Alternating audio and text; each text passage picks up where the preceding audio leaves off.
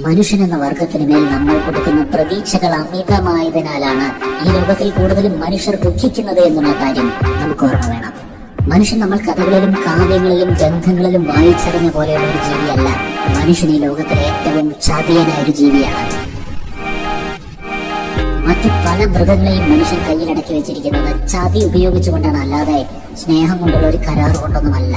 ഈ കരയിലെ ഏറ്റവും വലിയ ജീവിയായ ആന പോലും മനുഷ്യന്റെ അണ്ടറിൽ ചൊൽപ്പടിക്ക് നിൽക്കുന്നത് ചതിയനായ മനുഷ്യന്റെ തന്ത്രങ്ങൾക്ക് മുന്നിൽ വഴങ്ങേണ്ടി വന്ന ഗതികേട് കൊണ്ടാണ്. കരുത്തുപയോഗിച്ചിട്ടോ സ്നേഹം ഉപയോഗിച്ചിട്ടോ അല്ല മനുഷ്യൻ ആനയെ പോലും ഒരുക്കിയത്, തന്ത്രം ഉപയോഗിച്ചിട്ടാണ്.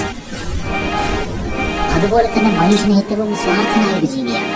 ആ സ്വാർത്ഥത അഥവാ മനുഷ്യൻ എന്ന വർഗത്തിൽ ഉണ്ടായിരുന്നില്ലെങ്കിൽ ഇന്ന് ഈ മനുഷ്യവംശം തന്നെ ഇവിടെ ഉണ്ടായിരിക്കുകയില്ല.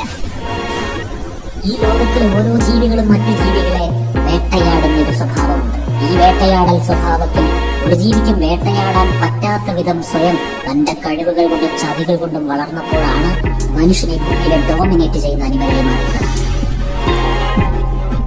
എന്നാൽ മനുഷ്യന് ഈ ലോകത്തിൽ ഒരുവിധം കീഴടക്കേണ്ട മറ്റ് ജീവജാലങ്ങളെയൊക്കെ കീഴടക്കി കഴിഞ്ഞു. മനുഷ്യൻ ഇപ്പോൾ മനുഷ്യനെതിരെ തന്നെയാണ് യുദ്ധം ചെയ്യുന്നത്. ഈ ലോകത്തിൽ ഏറ്റവും കൂടുതൽ സ്വന്തം വർഗത്തെ കൊന്നൊടുക്കിയിട്ടുള്ള ഒരു ജീവിയാണ് മനുഷ്യൻ. ഇത്തരത്തിൽ ഈ വർഗത്തെ കുറിച്ച് മനസ്സിലാക്കുകയാണെങ്കിൽ എങ്ങനെയാണ് പരസ്പരം നമ്മൾ അസോസിയേറ്റ് ചെയ്ത് ജീവിക്കേണ്ടത് എന്നുള്ള ഒരു ബോധം നമുക്കുണ്ടാകും. നമ്മളൊരു സാമൂഹ്യ ജീവിയായത് കാരണത്താൽ നമ്മൾക്ക് പരസ്പരം കണക്ട് ആകാതെ ജീവിക്കാൻ കഴിയില്ല എന്നുള്ളതൊരു സത്യമാണ്. എന്നാൽ നാം വളരെ ശ്രദ്ധിക്കേണ്ട കാര്യം, എല്ലാ മനുഷ്യരും നമ്മൾ സങ്കല്പങ്ങളിൽ കാണുന്ന ആ മനുഷ്യന്റെ അത്ര തന്നെ ഇവോൾവ് ആയിട്ടില്ല. മൃഗീയത കൂടുതലുള്ള മനുഷ്യരാണ് ഈ ലോകത്തിൽ കൂടുതലുള്ളത്. അതുകൊണ്ട് തന്നെ നന്മയുള്ള മനുഷ്യരാണ് ഈ ലോകത്തിൽ കൂടുതൽ ഉപദ്രവിക്കപ്പെടുന്നത്.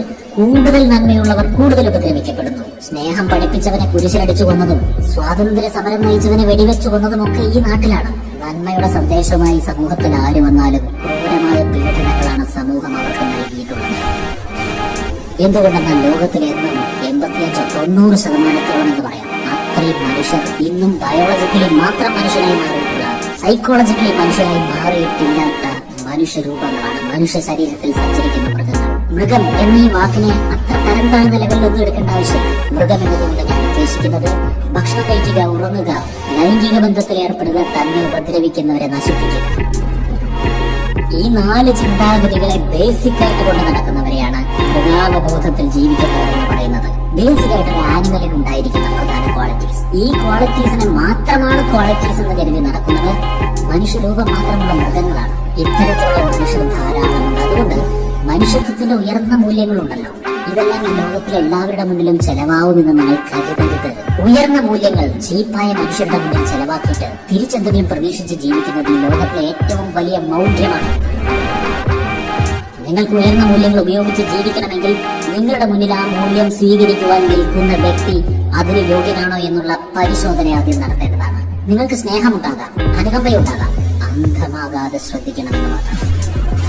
കാരണം ദുർബലതയെ ചൂഷണം ചെയ്തുകൊണ്ടാണ് മനുഷ്യൻ ഇത്രയും വളർന്നത്. അതിപ്പോഴും തുടരുന്നുണ്ട്. നിങ്ങളുടെ ദൗർബല്യം ഒരിക്കലും നിങ്ങൾ കാണിക്കാതിരിക്കുക. ശക്തമായി ജീവിക്കുന്നവരെ മാത്രമാണ് ജീവിതത്തിൽ വാല്യൂസ് ഫോളോ ചെയ്യാൻ സാധിക്കുന്നത്. അല്ലെങ്കിൽ നിങ്ങളുടെ സ്നേഹമൊക്കെ ആരുടെയെങ്കിലും കയ്യിൽ നേരിഞ്ഞ് അമരുവാനുള്ള ഒരു ദൗർബല്യമായി മാറും. അതുകൊണ്ട് ആദ്യം മനസ്സിൽ ശക്തി ഉണ്ടാകും, എന്നിട്ട് വേണം മൂല്യങ്ങൾ ഉപയോഗിക്കുക. മനക്കരുത്തില്ലാത്ത മനുഷ്യർക്ക് ഈ സൊസൈറ്റിയിൽ മറ്റുള്ളവരോടൊപ്പം നന്മയോടെ ജീവിക്കുവാൻ ഒരിക്കലും സാധിക്കുകയും ഇത് ബോധ്യമുണ്ടായിരിക്കും.